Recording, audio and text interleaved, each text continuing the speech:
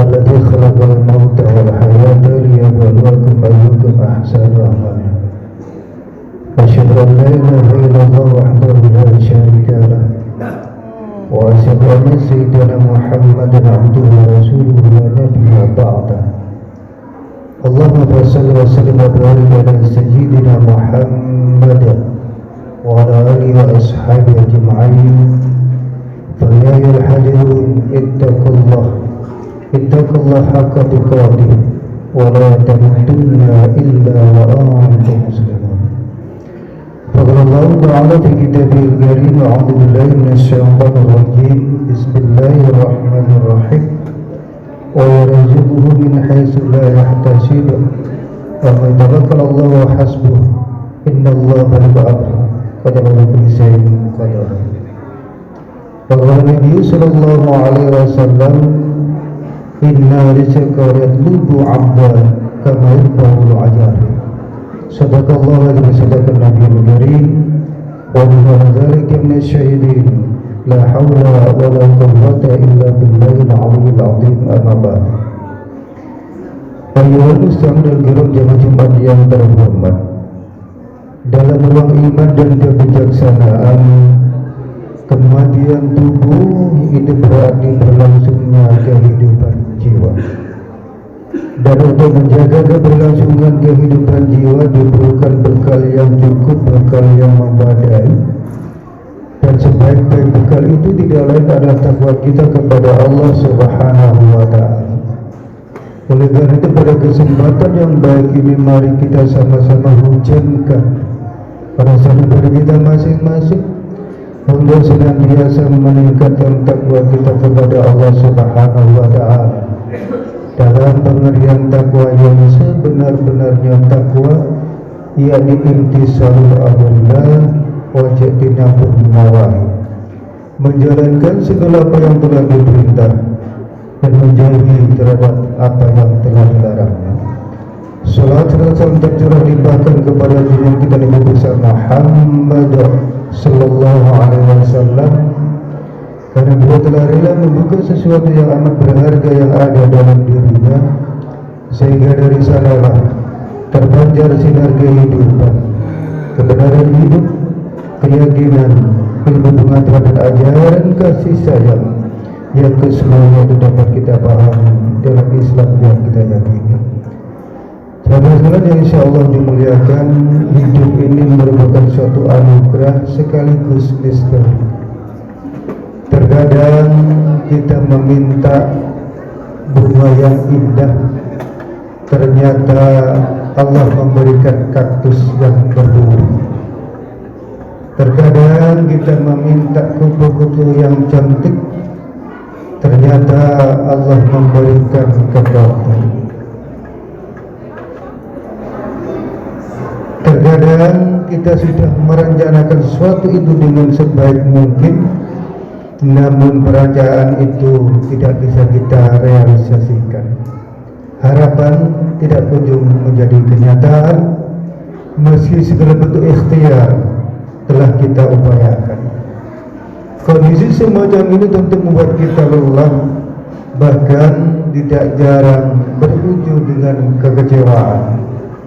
Kecemasan juga kerap melanda, terutama ketika menghadapi berbagai macam persoalan kehidupan dunia. Hidup seakan mendadak suram dan berjalan tanpa arah dan tujuan serta harapan. Ada banyak di antara kita yang sering bertanya tentang hidupnya.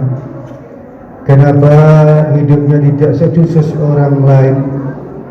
Kenapa rezekinya tidak sebanyak orang lain? Mempunyai harta berlimpah, hidup serta berkecukupan, memiliki pekerjaan yang baik, jabatan strategis, serta keluarga yang bahagia. Sementara di sisi lain pun ibadah bisa tepat waktu dan lain sebagainya.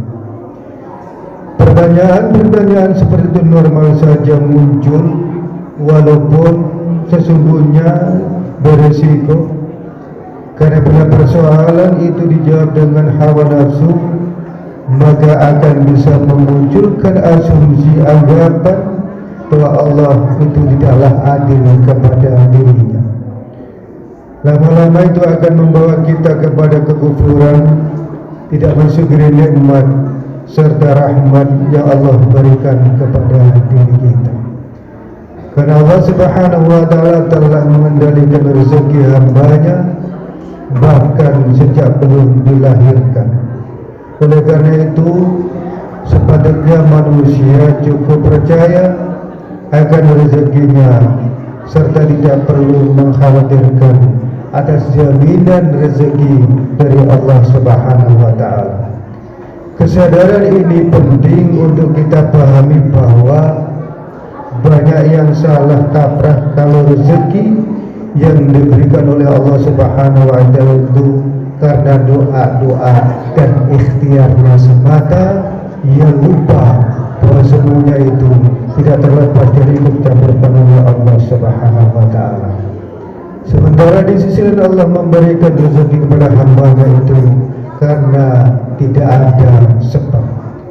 Suatu ketika Nabi Musa bertanya kepada Allah Subhanahu wa Ta'ala, wahai Allah, engkau sanggup dengan tenang memberikan rezeki kepada seluruh makhlukmu di dunia ini, bagaimana caranya? Kemudian Nabi Musa diperintahkan oleh Allah untuk memukul sebuah batu. Batu pertama yang dipukul rusak, setelah itu batu kedua, sampai batu yang ketujuh. Tetapi di pertengahan pecahan terakhir ternyata ada hewan kecil. Hewan di dalam batu itu hidup, dapat makan, dan bahkan tumbuh berkembang biak dengan baik. Melihat hal tersebut, kemudian Nabi Musa juga bertanya, wahai Allah, bagaimana caranya ia bernafas dan ia mendapatkan makanan dari mana? Mendengar pertanyaan itu, kemudian Allah menimpalinya dengan jawaban, sekarang engkau telah paham bukan? Bahwa saya tidak akan pernah lupa terhadap sekecil apapun makhluk yang telah saya ciptakan. Makanya sekalipun ia berada di dalam batu, ia bisa tumbuh dengan baik. Wa yarzuquhu min haitsu la yahtasib, wa may tawakkal 'ala Allah hasbuh, innallaha balighul amri, qad ja'ala kulli shay'in qadara. Dan Allah menganugerahkan kepadanya rezeki dari arah yang dia tidak sangka. Siapa yang bertawakal kepada Allah Subhanahu wa Ta'ala, niscaya Allah akan mencukupkan keperluannya. Sesungguhnya Allah lah yang menuntaskan segala urusannya. Sungguh Allah telah membuat ketentuan bagi segala sesuatu, karena Allah sebagai pencipta jelas memiliki otoritas penuh terhadap apa yang diberikan kepada seluruh makhluk ciptaannya. Tidak dikabulkan sebuah usaha bukan berarti Allah pelit dan tidak mampu, akan tetapi terdapat rahasia besar yang hanya bisa terungkap dalam jangka panjang, bahkan kelak di akhirat. Hikmah di balik kesulitan, hikmah di balik musibah, hikmah di balik ujian. Syekh Abu Hasan As-Sajawi berkata, ketahuilah bahwa Allah Subhanahu wa Ta'ala menghalangimu bukan karena kikir kepadamu, melainkan Dia sayang kepadamu. Rintangan halangan dari Allah Subhanahu wa Ta'ala merupakan bagian dari pemberiannya, dan tidak ada yang dapat memahami pemberian itu selain orang-orang yang tulus imannya, selain orang-orang yang ikhlas memiliki kedewasaan ruhaniah dan kematangan spiritual. Kuncinya jamaah sekalian, kita harus mampu melepaskan diri dari segala macam kecemasan insting pribadi kita sebagai manusia. Tidak perlu resah dengan apa yang terjadi esok hari, lusa, pekan depan, bahkan tahun depan. Dan jangan pula resah tentang hasil apa yang akan dicapai dalam sebuah proses ikhtiar usaha yang berliku-liku, penuh dengan perjuangan, bahkan berdarah-darah. Karena pelanggaran terhadap ini mengandung konsekuensi serius, yakni rusaknya iman kita kepada Allah Subhanahu wa Ta'ala. Manusia diperintahkan berserah diri dan bersandar kepada kudrat, iradat, takdir dan qadarnya Allah Subhanahu wa Ta'ala. Allah tidak menerima keimanan hambanya sampai mereka patuh kepada ketetapan-ketetapan yang sudah diberikan Allah kepada dirinya. Hal ini dilandaskan pada surat Tolak ayat 3. Wa may tawakkalallah fahuwa hasbuh. Barang siapa yang bertawakal kepada Allah, niscaya Allah akan mencukupkan segala apa yang menjadi kebutuhannya. Jika Allah menciptakan sesuatu yang dihendakinya, berarti Dia telah mengaturnya sesuai dengan rencananya. Pihak lain yang tidak ikut menciptakan, dengan demikian tidak punya hak sedikit pun untuk turut campur memaksa Allah agar mengubah apa yang menjadi skenario dan cerita kehidupan yang telah ditetapkan Allah Subhanahu wa Ta'ala. An-Nahl ayat 17. Di sisi lain, Rasulullah sallallahu alaihi wasallam bersabda, "Inna rizqa la yudhu 'abda kama yadlubahu ajala." Sesungguhnya rezeki akan mengejar seorang hamba seperti ajal mengejarkan. Hadis riwayat Ibnu Majah. Rezeki kalau kita kejar akan lari, dan kalau kita berhenti dia pun juga ikut berhenti. Maka ini berarti bahwa rezeki itu sama dengan apa yang kita sebut dengan pahala, tergantung dari kualitas ketaatan dan ketakwaan kita kepada Allah Subhanahu wa Ta'ala.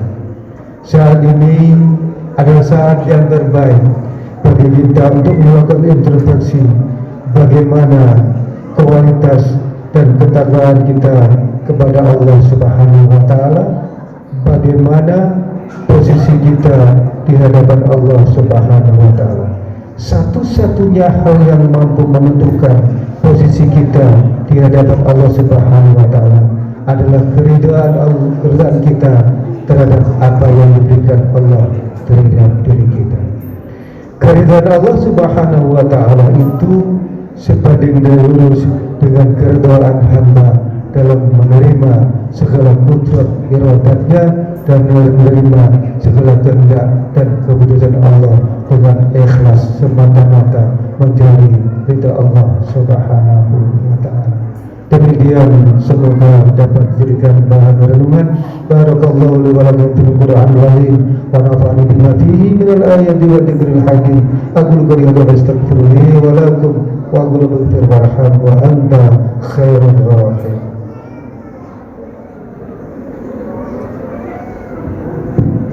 Allahumma salli ala Muhammad wa ala ali sayyidina Muhammad.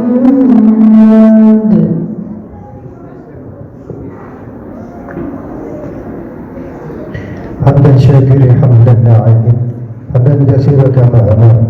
Asyhadu an la ilaha illallah wahdahu la syarika lah. Ilzamu liman jahada bihi wa kafara. Wa asyhadu anna sayyidina Muhammadan abduhu wa rasuluh sayyidul khalaiqi wal bashar. Allahumma salli wa sallim wa barik ala sayyidina Muhammad wa ala alihi wa ashabihi ajma'in.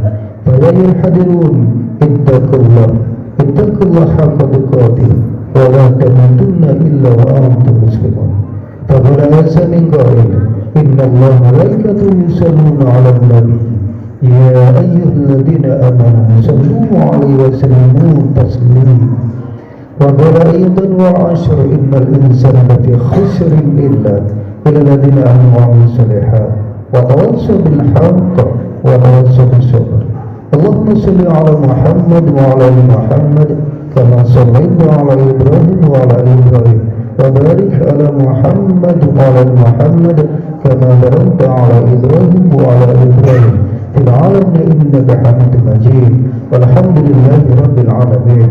اللهم اغفر للمسلمين والمسلمات والمؤمنين والمؤمنات الأحياء منهم والأموات إنك سميع قريب مجيب الدعوات وقاضي الحاجات وغفر الذنوب والخطيئات يا حي يا قيوم يا أرحم الراحمين. ربنا ظلمنا أنفسنا ولم تغفر لنا وترحمنا لنكونن من الخاسرين. ربنا هب لنا من أزواجنا وذرياتنا قرة أعين واجعل المتقين إماما. اللهم أرنا الحق حقا وارزقنا اتباعه وأرنا الباطل باطلا وارزقنا اجتنابه. ربنا آتنا في الدنيا حسنة وفي الآخرة حسنة وقنا عذاب النار والحمد لله رب العالمين. Ibadallah illallah ya'muru bil 'adli wal ihsan wa yanha 'anil fahsya'i wal munkar ya'idhukum la'allakum tashkurun. Ala nabiyyina wa ala alihi wa sahbihi wa sallam.